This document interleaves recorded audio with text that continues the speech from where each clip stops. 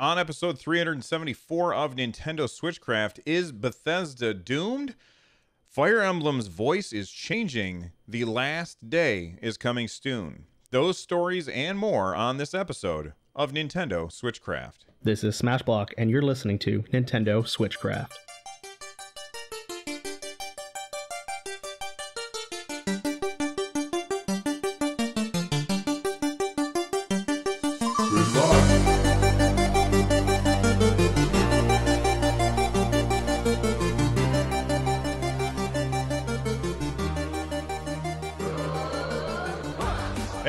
Welcome back to SwitchCraft. SwitchCraft is brought to you live every Monday, Wednesday, Friday, and Saturday. Tune in live over at twitch.tv/runjumpstomp.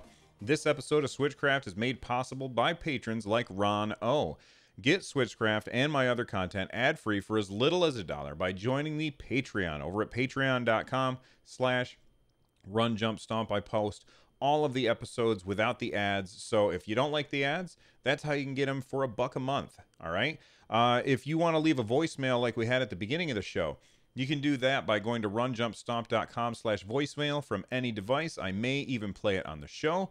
Before we get into everything, I just want to remind everybody, the podcast awards are coming up. It is now time to nominate your favorite podcasts for a podcast award. You can do that by going to podcastawards.com. That's podcast awards with an S.com and nominate Nintendo Switchcraft under the hobbies and games category.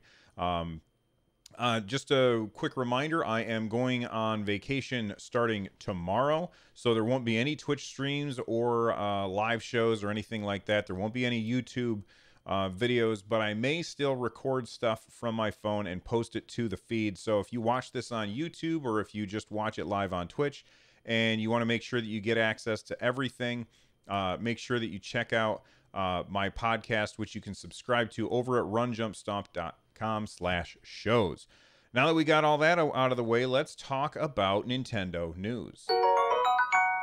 All right. Let's start. Yesterday, I mentioned that we, like right before the show started, we had an announcement from Bethesda that they were at QuakeCon, I guess. And they announced, hey, look at this. Doom 1, 2, and 3 are now on the Nintendo Switch. And a lot of people were pretty hyped about that because, you know, if you're my age, these games were huge in your formative years. And I haven't bought them yet. But there's something holding me back. And I know that there's a lot of people who are upset about it. Well, you know what? Let me tell you exactly what the problem is. Because Bethesda can't seem to launch a game without some kind of controversy surrounding it, be that microtransactions or the duffel bag that came with the Fallout 76 nonsense. Whatever it is, Bethesda always seems to trip over their own feet, and they end up with egg on their face every time they launch a game. So yesterday, when they announced that Doom 1, 2, and 3 were coming to the Nintendo Switch, we were like, well done, Bethesda. You did it. You managed to pull this off without looking like a bunch of incompetent fools. But oh no, wait a second. They ended up looking like incompetent fools again. And how did they manage to do this? Well, we're talking about Doom, right? Came out in 1993. I'm 99% sure, I could be wrong, but I'm 99.9% sure that Bethesda.net did not exist at the time. You with me? So what did they do? Well, according to the internet, and you know you can trust the internet, you can't play Doom games if you're not logged into the internet. What? Are you serious? This is a tweet from @Nintendan, and he's not the only person that said this. A lot of people were saying this, that you can't play the game without being connected to the internet. So he had, apparently he had his airplane mode on, and it says, please turn flight mode off. And then it says here, a Bethesda.net account is required to play this title. Please connect to the internet to continue. Okay. Now, of course, people saw this and they were incredibly irritated with this. This is bad. You shouldn't have to be connected to the internet in order to play these games. These are offline games. In fact, these games don't offer online multiplayer at all. So the shoehorning in of forcing you to have a Bethesda account in order to play this offline game is just ridiculous. However, it's not all as bad as it seems, because apparently the guys over at Game Explain did a very good video where one of them, I think it was John, went out into some field and he recorded himself just basically skipping. You could say okay, and then when it goes to put in your email address, he put in the email address for customer service at Domino's or something. So basically, whatever you do with this Bethesda thing is they are just trying to collect your email address. That's what this is. They are trying to collect your email address, and they don't even check to see if it's a real email address. Now, you do have to be connected to the internet the very first time that you try this. You know what occurs to me is I wonder if this will allow people who don't have Nintendo Switch Online to connect to the Bethesda servers in order to say, hey, here's your stupid email, leave me alone. They don't have Nintendo Switch Online. I can't test it because I have Nintendo Switch Online. My son has Nintendo Switch Online, and I'm not going to buy a third Switch just so I can try this out. And I'm not going to spend $5 on a game that I don't really want just to try it out either. But if you don't have Nintendo Switch Online and you bought Doom, are you able to play it? I would love for you to let me know. You can let me know through Twitter at RunJumpStomp. If you're watching this on YouTube, you can let me know in the comments section right down below. And you can also email me, runjumpstomp@gmail.com. All right, so we've kind of cleared the air a little bit. You don't actually have to give them your real email address. In fact, I recommend that everyone use the same email address. This is lame at noway.com. What do you guys think? If anybody out there is going to buy Doom and you're going to sign up, just send them that email address. This is lame at noway.com, and you'll be all set. All right? You'll still be able to play your game in offline mode. It's very lame that people have to do this at all. But you know what? The internet got mad, and Bethesda responded. They have responded, and they said, an update on our new classic Doom releases. The Bethesda Net login requirement was included for the Slayers Club to reward members, for playing the classic Doom games. Okay. I don't know what the Slayers Club is, but if it's just something that it is to reward people that are already part of the Slayers Club, then that's fine. Bethesda continues and says, the login should be optional, and we are working on changing the requirement to optional now. So, did they make a mistake? I want to say no. They probably did this on purpose, knowing that they would collect a bunch of email addresses, and then they can use those email addresses to be like, hey, we just put out Wolfenstein Youngblood on the Switch. You want to pick that up? Hey, if you like this Doom, you'd probably like Doom 2016. Hey, we just dropped Doom Inferno, or whatever the new Doom game is that's coming out later this year. We just dropped this game. You want to buy that? So they're just collecting email addresses, and I have to wonder, because I don't think for a second that they did this by accident. I think that they did this on purpose so that they could collect a bunch of email addresses, which is lame. But I have to wonder, is the amount of email addresses that they collect worth the price of the goodwill from the community that it's going to cost them? And I think that the answer is probably no. What do you guys think of this Bethesda Net Doom controversy? If you are watching on YouTube, let me know in the comments down below, or let me know on Twitter or email or wherever it is that we talk, or join the Discord and we can have a conversation there as well. Let's take a look at Fire Emblem. I've been playing a lot of Fire Emblem. It came out yesterday. I am already about 7 hours in, and I'm having an absolute blast with it. I'm really, really enjoying it. I don't want to talk too much about Fire Emblem because I'm only 7 hours in, and my opinions haven't really changed since yesterday. The game is super rad, and what I will say is that I do have one gripe with it so far. Uh, I played it in handheld mode a little bit last night. Went down, sat in the hammock, and was playing a little handheld mode Fire Emblem out in the yard. God, I love the Switch for things like that. But the text is a little too small. It's a little hard to read, and I don't know if it's because I'm an old man, but I'm nearsighted. No, I'm farsighted. I can see things that no, I can't see things that are far away. Whatever that is, you can let me know if you want. But whatever that is, I can't see things that are far away. So, my eyes are fine for looking at things on the Switch. In fact, the glasses that I'm wearing right now are those progressive lenses that have an actual prescription on the top and no prescription on the bottom, so that when I'm reading something up close, I can see things just fine.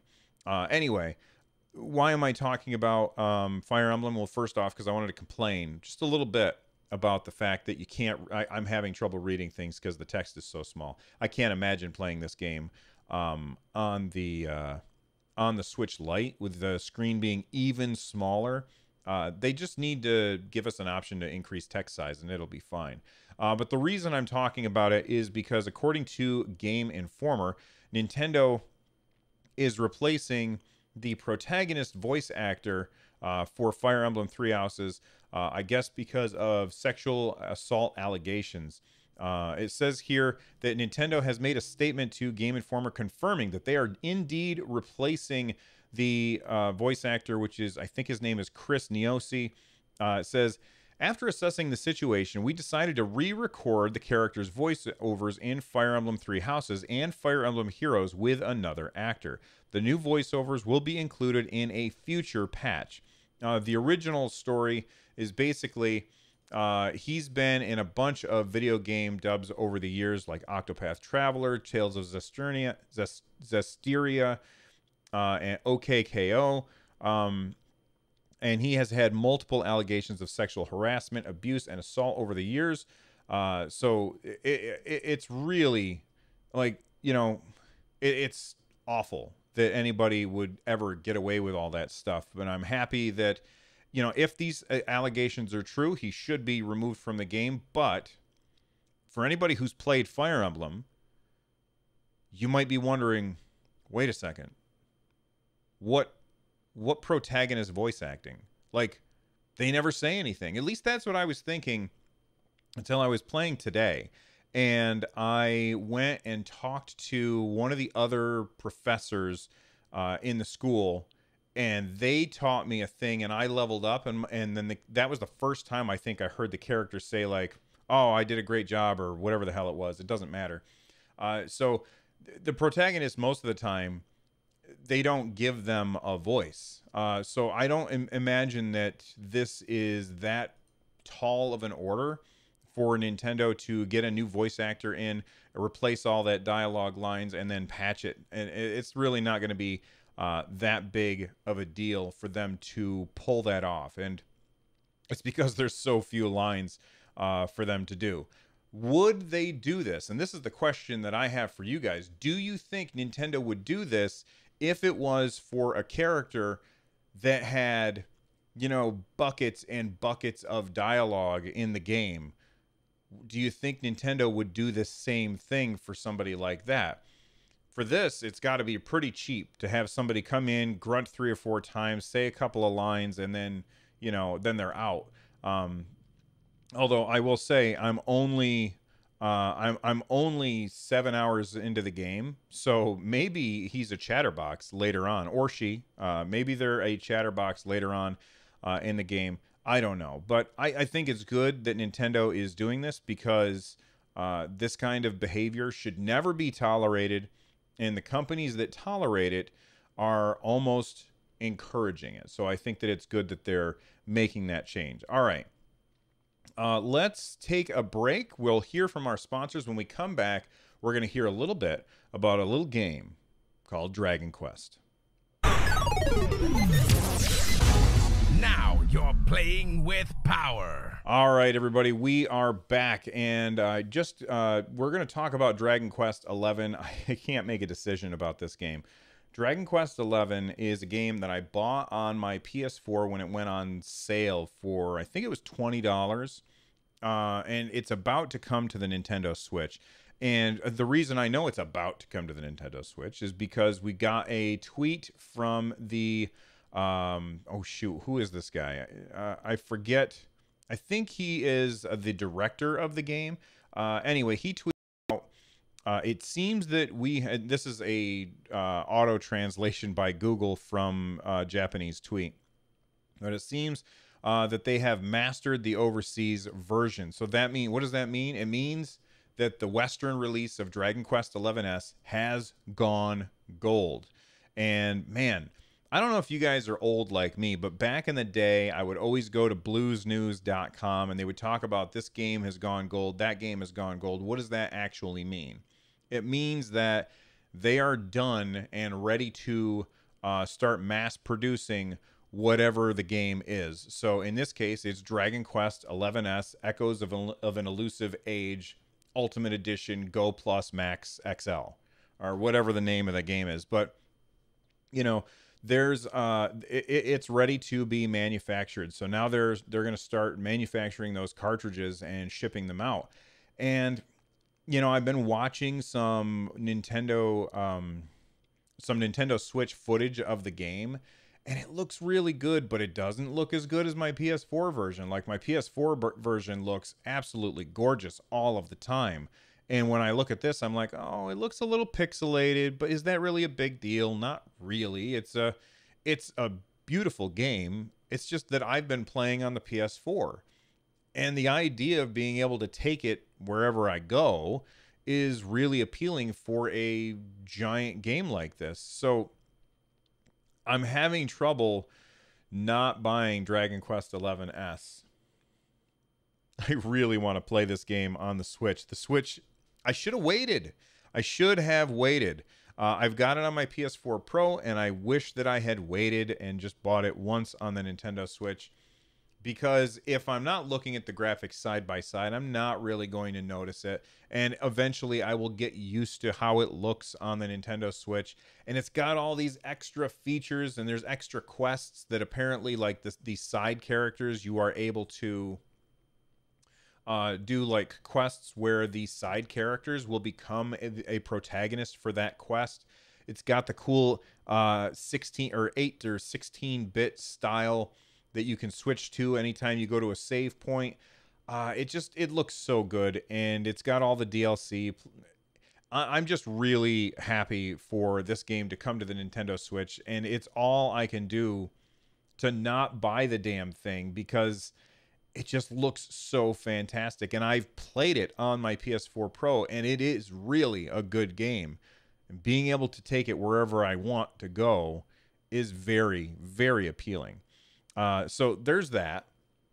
Now, speaking of buying games, today is July 27th. What does that mean? That means that you have, if you're counting today, which we probably shouldn't count today because you're probably listening to this tomorrow.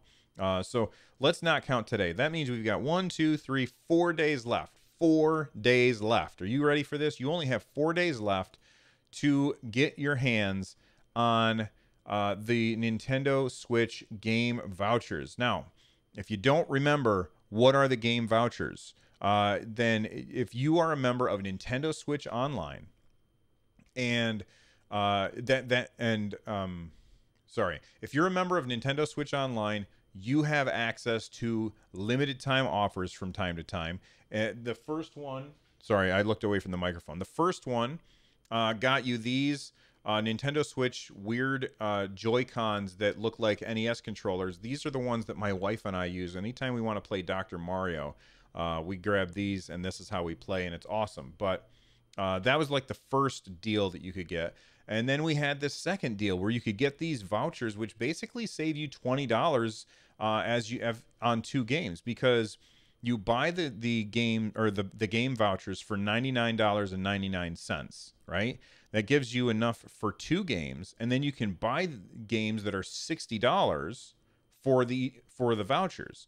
So essentially you're getting $120 worth of games for $100, and you are saving $20. Now, why am I bringing this up? Because this offer is only valid through July 31st, 2019. So you are running out of time to buy these vouchers. And oh my God, I've already used this twice. I used this so I could get Marvel Ultimate Alliance and Dragon Quest Builders 2. I used it on Fire Emblem and Super Mario Maker 2. And so that saved me $40. That is practically, that's almost a game. If I do this one more time, I will basically be getting a game for free that I would have already bought. And I just want to remind people, what are the games that are eligible for you to buy with these vouchers? And this is the thing that's driving me absolutely crazy. The thing that's driving me crazy about this is that I know that there are games that I will be buying this year that are eligible to use on this voucher program, but I don't like the idea of parting with $100 that far up front. It just bothers me a lot. So what games are eligible? Luigi's Mansion 3, Zelda Link's Awakening. So right there, I'm gonna buy both of those games. I know that I am. So I should buy this voucher program. All right, I should absolutely do it a third time, which is insane. Nintendo did a great job on this program, and they need to bring it back next year. It needs to be like a yearly thing. Dragon Quest XI S, Echoes of an Elusive Age Definitive Edition, Max Plus DS XL. That is also a voucher game. Demon X Machina is also a voucher game. I'm not really too interested in Demon X Machina, but Dragon Quest XI I'm interested in. The Pokemon games that are coming out later this year, Sword and Shield, Dragon Quest Builders 2, Super Mario Maker 2, Breath of the Wild 1-2 Switch. Why anybody would use it on that, I have no idea. Mario Kart 8 Deluxe, if you don't already have that. Marvel Ultimate Alliance 3, ARMS, Astral Chain, Fire Emblem Three Houses, Splatoon 2, Mario Odyssey, Xenoblade Chronicles 2. This is a list of the absolute best games on the Nintendo Switch. And oh my God, I want to buy the vouchers, and separating that $100 from myself is very hard to do. The Parallax Effect in chat is asking, will it work on the Xenoblade Chronicles 2 DLC? I'm not sure if it will or not, but isn't that DLC only $50? And if that's the case, then you're not saving any money by doing the vouchers. So I'm not sure. Actually, let me see how much that game costs. Xenoblade Chronicles 2 Torn of the Golden Country costs $39.99. So yeah, you don't want to use the voucher program on Xenoblade Chronicles 2 the Golden Country, because you will actually be losing money if you do that. So I wouldn't recommend that at all. But anyway, I just want to ask you guys if you are going to use the vouchers or not, and if so, I want to know, what games are you going to use them for later on this year, and you've only got 4 days left to take advantage of this. So that's just something to keep in mind, everybody, because that is very, very tempting for me anyway. Real quick, Joy-Cons. We talked about Joy-Con drift a whole bunch on this show. If you haven't heard my take on it, go back and listen to the old episodes. I'm not going to talk about it again. I just want to remind everybody that Nintendo is now fixing them for free. I had a member of our Discord community, runjumpstomp.com/Discord. They were talking about it in our main chat channel, and they were like, "Hey, I just sent in 6 Joy-Cons to get fixed free of charge," and that's awesome. So there you go. Let's see what else. Oh yeah. Up until now, that has been a U.S. or a Western audience only. But apparently, this is according to a post on Resetera. It says, as was reported a few days ago, Nintendo of America has started repairing Joy-Con drift for free, even if your warranty has expired. So far, we didn't have any confirmation about this, but it's also happening in other territories. But finally, authorized Nintendo repair shop in Costa Rica has confirmed that the free repairs have been extended to all of Latin America. So no official word on whether or not this is going to happen in Europe and Japan as well, but I anticipate that at some point it will. All right, we got 5 minutes left in the show, so we've got 2 emails. Let's get to the emails right now. Oh, Pac-Man, I'm beat. And I'm hungry. Thank goodness for Pac-Man pasta from Chef Boyardee. All right, let's start off. I got an email from Corbin. Corbin says, "Hey, Bill, I am a fan of the show, and I have been listening for a while. I recently got back into the game Breath of the Wild, and because of this, I have come close to 100%. But there's one thing in the game that I just can't buy, and that is the Amiibo exclusivity items that I can't go out and spend $600 on 22 Amiibo, so to just use mostly in this game.